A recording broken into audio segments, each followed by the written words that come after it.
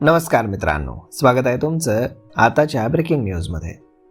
मित्रांनो, राज्यातील आर्थिकदृष्ट्या दुर्बल कुटुंबातील महिलांसाठी सुरू करण्यात आलेली मुख्यमंत्री माझी लाडकी बहीण योजना ही केवळ योजना न राहता आता लाखो महिलांच्या आयुष्याचा आधार बनली. 2.5 लाख रुपयांपेक्षा कमी वार्षिक उत्पन्न असलेल्या कुटुंबातील महिलांना दरमहा 1500 रुपये थेट बँक खात्यांमध्ये मिळत असल्यानं घर खर्चाला मोठा दिलासा मिळतोय. विधानसभा निवडणुकीच्या काही महिने आधी सुरू झालेल्या या योजनेचा राजकीय परिणाम आता स्पष्टपणे दिसून आलाय. महायुती सरकारनं निवडणुकीच्या काळातच सत्तेत पुन्हा आलो तर लाडक्या बहिणींच्या सन्मान निधीमध्ये 2100 रुपयापर्यंतची वाढ करू असं आश्वासन दिलं होतं. मात्र सरकार स्थापन झाल्यानंतरही या निर्णयावरती शिक्कामोर्तब न झाल्यानं महिलांमध्ये संभ्रम निर्माण झाला.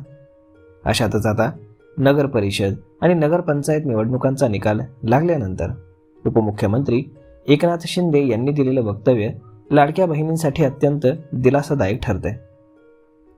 नगर परिषद निवडणुकांमध्ये महायुतीनं मोठं यश मिळवलंय. तब्बल 288 पैकी 214 नगराध्यक्ष पदांवरती महायुतीचे उमेदवार विजयी झालेत.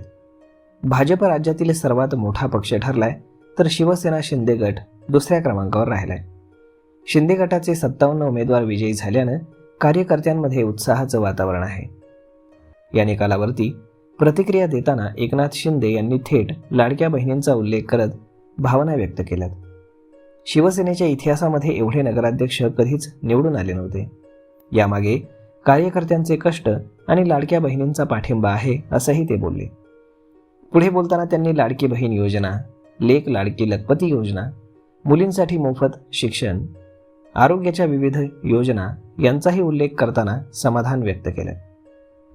शिंदे पुढे म्हणाले की माझी आवडती योजना म्हणजे मुख्यमंत्री लाडकी बहीण योजना.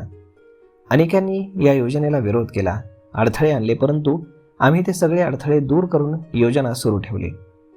कोणताही माईचा लाल ही योजना बंद करू शकत नाही. लाडक्या बहिणींना 2100 रुपये आम्ही देणार म्हणजे देणारच. योग्य वेळी या सन्मान निधीमध्ये वाढ केली जाईल.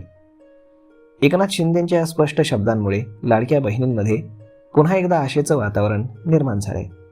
महागाईच्या काळामध्ये दरमहा मिळणारी ही रक्कम अनेक घरांसाठी आधार ठरतीये.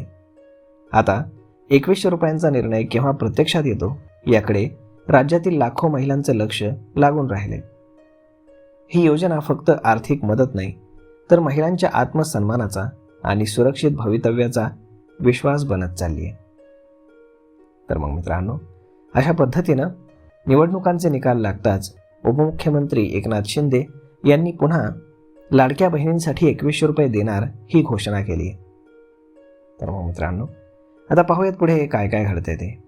तोपर्यंत तुम्हाला आजचा हा व्हिडिओ कसा वाटला हे तुम्ही आम्हाला कमेंट करून नक्कीच सांगा. आणि जर आवडला असेल तर आपल्या जवळच्या मित्रमंडळींसोबत देखील हा व्हिडिओ तुम्ही शेअर करायला विसरू नका. धन्यवाद.